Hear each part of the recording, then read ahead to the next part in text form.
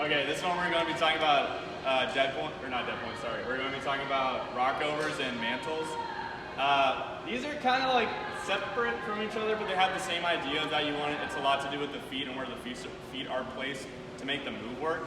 We'll first start off with the mantle because I think that's typically like the hardest one, at least for me, and I think from talking, music's loud as shit. It's a good song. That's typically like the hardest one. I think people try to, like when they try to set a mantle, that's the one that most of the time that doesn't end up working.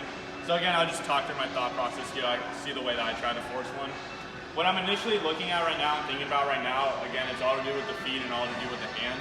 In general, with mantles, you want higher feet relative to your hands, or like a scrunchier position, if that makes sense.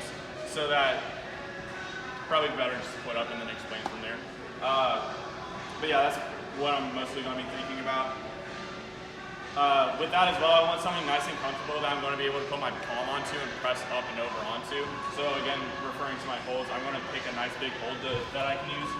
We're going to use this one. And I'm going to go ahead and just put it on the sidewall over here, and I will explain why I'm doing that in just a second. Let's start off like that. Something like that. My idea is to have the feet here and bow maybe like a hand here or something like that, and also give them this option so that they're down here. They can access this hand, and then as their feet get up higher, or relatively like up around here, they're forced to press up and over this to access their next hand that's going to be way higher up. If I give them a hand like if I want them to mantle on this, but their next hand is like here, they can just throw for the next hand. We want to try and force them to actually like use that palm and press down over. But that as well, I didn't want to say that mantles can always be cheated out of or like skipped if you can just throw hard enough. But if they're going to throw harder for it and the throw is harder than doing the mantle, that's just them breaking beta and being stronger than the route and making it harder on themselves. So on that, we don't care about that. That's totally fine. If they do that, they can make it harder. Okay, so let's give them some more holes to work with. Like I was talking about, it's going to be really dependent on the feet. So I have my hand there already. I'll just go and put some feet up now. You know, here.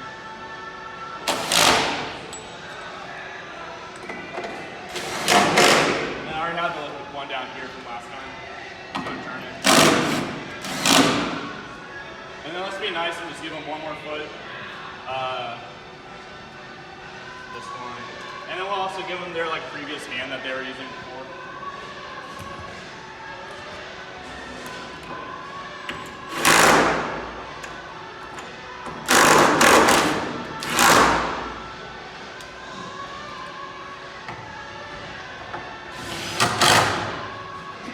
Okay, so my idea now is that they're again climbing down lower, they're coming up.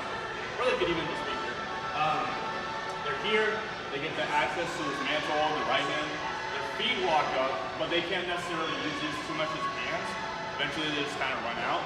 And then finally I'm just going to pick like probably that green hole or the blue hole that's already up there to go to. In this position you can probably see like from here going up, that's pretty far for me.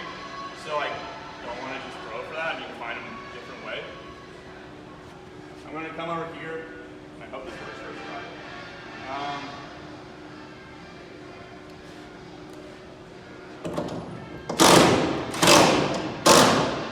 Maybe that's easier to hold on to.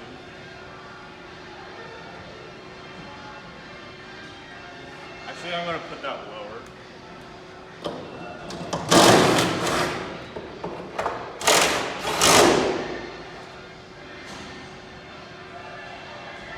Yeah. Let's just try it out, see if it works. So I'm going to be here and push down onto it. That was pretty hard. But yeah, hopefully you see the idea coming through. I can like fully get my hand and flip and palm down over it. Like I said, this is pretty difficult for me as well to set. Yeah. I'm trying to think about what else I can do. So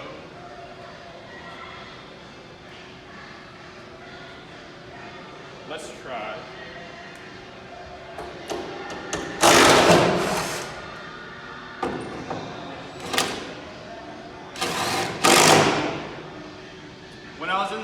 what I'm thinking about right now. When I was in the position, see my feet were very much like sucked underneath the wall, and I wanted to fall out because this is further in that way, and this one's more out.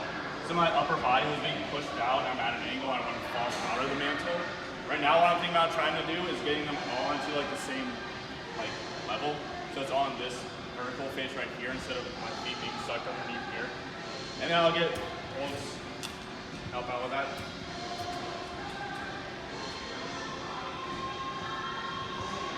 I don't want to give them too good of a hold because I don't want them to just like match on it and then pull through.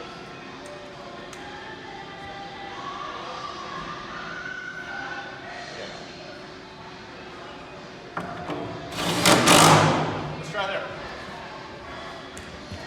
And then we're no longer going to be referring to those like green and blue bolts. Those are a little bit too close now probably.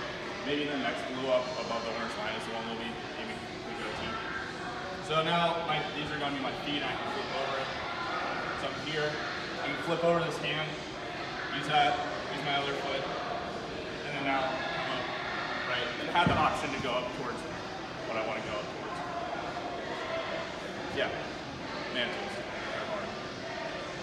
Okay, we'll just move on to rockovers. If you have any more questions, we can talk about it on Sunday about mantles and stuff.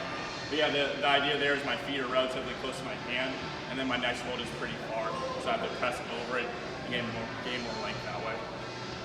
Getting in the rockover, similar idea. You want the feet relatively high when you're doing it. I'm going to use a lot of the feet I have.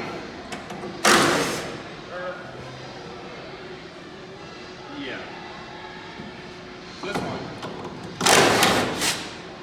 The idea is for a rockover. If you don't know what a rockover is, you have your hands somewhere, your feet is relatively high, and to access the next hold, instead of just being able like this, I have to get my hips over my foot to move over so I can have a better reach towards the next hold. To show that on the wall, grab some holds.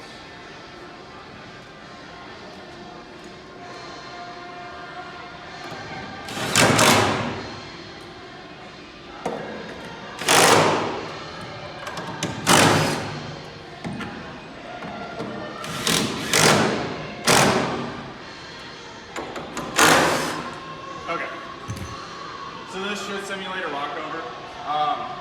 If you notice, if I'm in this position right now, right foot down, left foot up here, hopefully you can visualize that I'm going to be laying back this way, and I need to reach that hold.